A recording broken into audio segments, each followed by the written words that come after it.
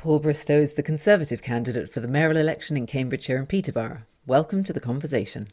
We're back in Gamlingay today, and I We know are. where I am. It makes a nice change. So what I was thinking was, in this episode, I just want to recap on the vision that you had at the start of this campaign. Sure. Because there were certain things that you've been promoting, you know, dualling the A roads, connecting the towns with faster trains, fixing the roads, big one. Yes. Freezing council tax, freezing the mayoral tax, rather. Ending the war on motorists, and fighting for the county of Cambridgeshire. Indeed. Now, it's been a little while, I guess, a few weeks since the campaign started, and Yeah. you know, you're quite certain about everything then. But you've been in so many places now and really got right under the skin Yeah. of this county over the last few weeks and met so many different people. I just wondered if you could give us a feel for how you're thinking about those points now, Sure. and for the rest of the months to come. Well, the best thing about being in politics is meeting people. If you don't enjoy meeting people, you don't enjoy meeting the electorate, well, I think you're probably in the wrong gig, aren't you? So I've really, really enjoyed doing that. I've been out and about, as you say, across the county and meeting all sorts of different people. Just, yes, on the doorstep when you knock on doors and you speak to electors. But, you know, I've been meeting all sorts of groups that represent different people. And it's been amazing. I've been to businesses. I went to a crisp factory the other day in South Cambs, which I never thought I'd go to a crisp factory. I met today a group of taxi drivers from South Cambridgeshire District Council, and these are people who voted Labour all their lives. And they're now supporting me. A lot of their families are supporting me, well, because they're fed up with the war on the motorist in Cambridge. They've support and endorsed enthusiastically my campaign to open Mill Road Bridge, to say no to congestion charging forever in Cambridge as long as I'm mayor. And I think cab drivers and taxi drivers in Cambridge and in Peterborough and in Huntington, they've not had a good deal. And I think it's time to put that right. And it's so interesting because one might assume that they would benefit from road closures and people being charged to use it, but they're not. No, because they're forever in clogged up roads. They're forever. They're not allowed to use certain parts of the road where cyclists and buses use it. You know where the station is. As you come into the station, there's that closure there for it's only for Yes. excuse me, only for buses and cyclists, and all the hackney cab drivers, if you like, are all kind of in that small sort of square, and all that area gets incredibly clogged up, and some of the residents there have pollution issues and all sorts of things. It's far And better that's just at Cambridge Station. yeah. Excuse me. So far better to open up that station and see what more we can do. But look, you know, there'll be lots of conversations with people to make sure to see what we can do. But that was just one example. Mill Road Bridge. I've been amazed by the number of people who've contacted me. People who are perhaps not vocal about expressing their concerns about things in Cambridge, but the number of people who have been impacted by that bridge, a lot of the businesses, a lot of the residents on local streets, a lot of people who use it all the time, a lot of people who go to the mosque on Mill Road to worship. These are people, until now, who have not had a voice. Until now. You're their voice. I hope so. And I've actually seen some videos that I don't know who's doing them actually. I don't think they're anything to do with any particular political party. But they've been going around talking to people, shop owners on Mill Road, asking how the bridge closure has affected them. And it does seem that they're all suffering from it. I don't know why anyone thought that it would actually make a positive change. No. It doesn't make an awful lot Well, of sense. all of these things are done from good intentions. No one turns around and says, do you know something, I'm going to close this bridge, you know, and it's going to impact all these businesses, let's go and do it.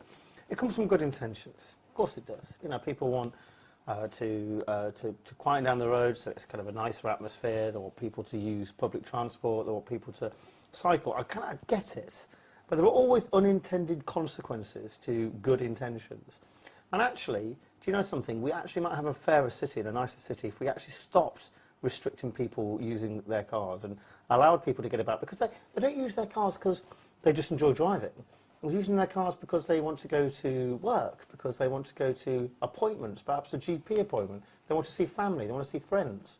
There's nothing wrong with Go that, Harriet. shopping, socialise. Nothing wrong with that, Harriet. You know, and we should try stop forcing people out of their cars. Okay, make it easier to drive in Cambridge, but also make sure that there's a good and aspirational public transport system as an alternative, and that's what light rail is all about. But anyway, but there's plenty of other things you talked about. You said about dualling the A roads, about faster trains, making sure our trains go between our 3 great cities and our market towns more frequently. And I'm more convinced than ever that getting Cambridgeshire and Peterborough moving is the right thing. Because I think we've talked in the past, it's not the government, it's not the combined authority, it's certainly not the local council, it's definitely not the GCP who makes helps businesses succeed.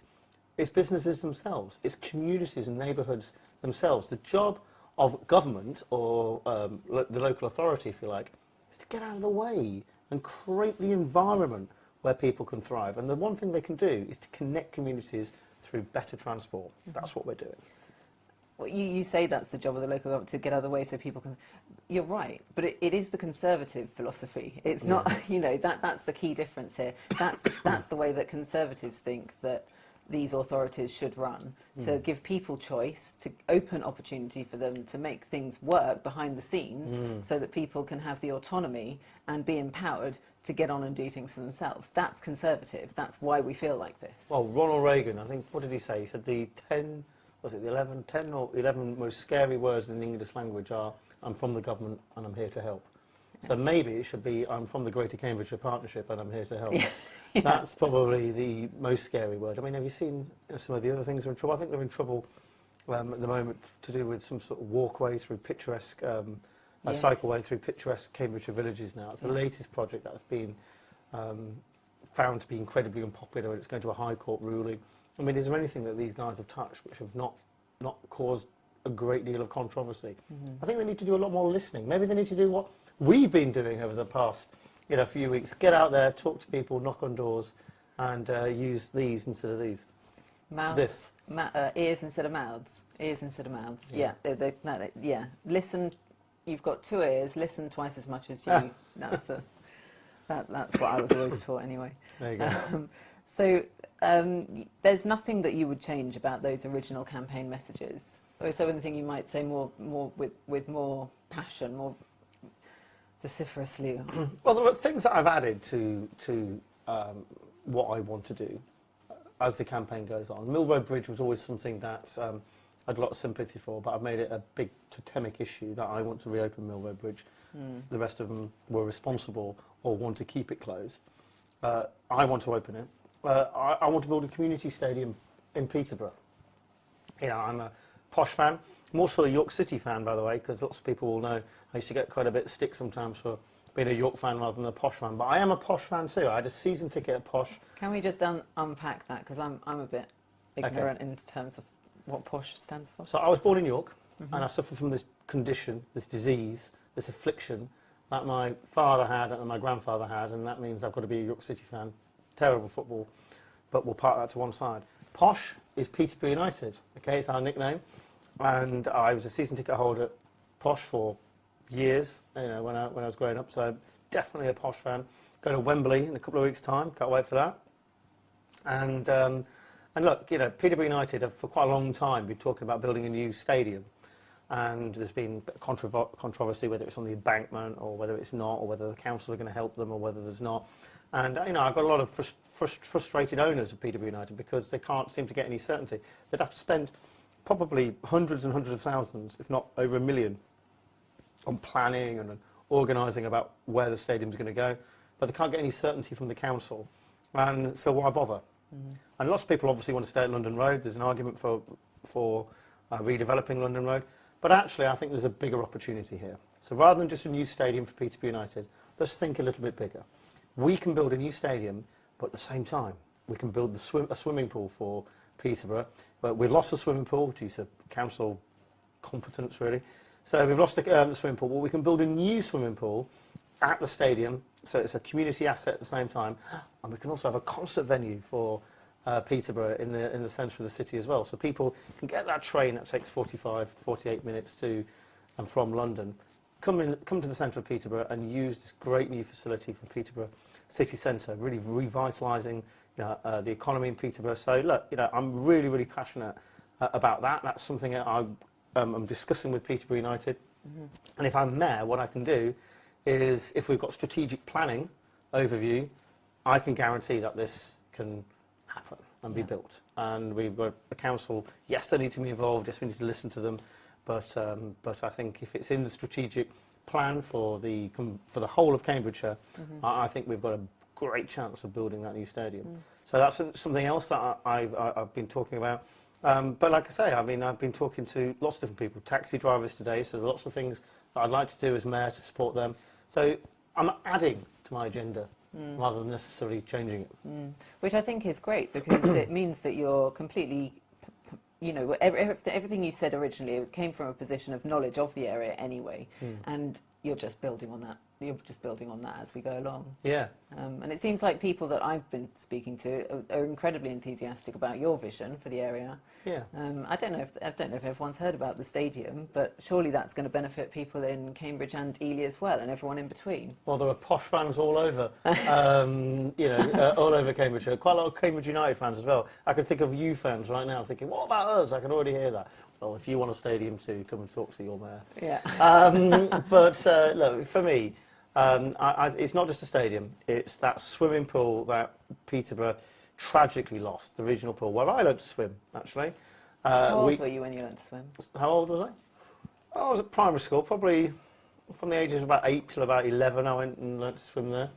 I remember my dad always used to take me to McDonald's in Cathedral Square afterwards, and I think he probably got a bit fed up that it took me quite so long to learn to swim, because I think I was good to begin with, but I said with everything with Paul Bristow, I thought I knew it all, and then, you know, I needed to make sure I continue to learn using these. Swim with your ears, that's the idea. Yeah. So, but anyway, that's just me growing up.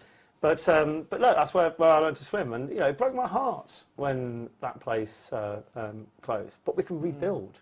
And not only can we have a swimming pool, we can have a concert venue, which you say, yeah, we'll serve Ely, would serve, you know, all sorts of Huntingdon. Favourite band to be in your concert venue? Who's my favourite band? Well, First visit. Well, when I'm a kid in the 90s, I'm very much a 90s person since I went to university in the 90s. And my favourite band when I was growing up was Pulp. So wouldn't it be amazing to have Pulp in Peterborough? Yeah. I heard the Spice Girls are planning a reunion. No? They wouldn't be at the top of my list, if I've got to say. Wouldn't be at the top of my list. Stick with Pulp. I know some people would like to listen to the Spice Girls, but perhaps not me. I mean, it's not going to happen, because she's selling out, you know, Wembley Stadium and, you know, all sorts of arenas around the world. But when all the free tickets were given to politicians to go and watch Taylor Swift, my daughter said to me, "Daddy, why didn't you get any free tickets, you know, to go and watch Taylor Swift?" And I said, well, to be honest, I don't think I'm important enough to be given free tickets to watch Taylor Swift. And I'm not sure many of your friends and their mummies and daddies would have approved of me, really, kind of getting a freebie, blagging a free ticket to watch Taylor Swift. I think we can pay for our tickets like everyone else. I think so. Yeah. Okay, well, look, I'm not sure we've got anything more to cover this time, unless you want to say anything before we wrap up. No, I mean, look, the other thing I would say is I love elections, okay? I mean, we discussed last week about how, you know, a bit dark and a bit toxic they can become sometimes, because politics is broken in Cambridgeshire, and we're going to fix it. But look, meeting people is the best part of politics, and if you don't like meeting people, well, why are you in politics for? Couldn't agree more. I hope to meet as many people as possible over the next 3.5 weeks. Yeah, lovely. Me too. Good, Harriet. Thanks, Paul. Take care. You can visit www.paulbristow.org.uk to get in touch, to stay in touch, and to help Paul to get Cambridgeshire moving.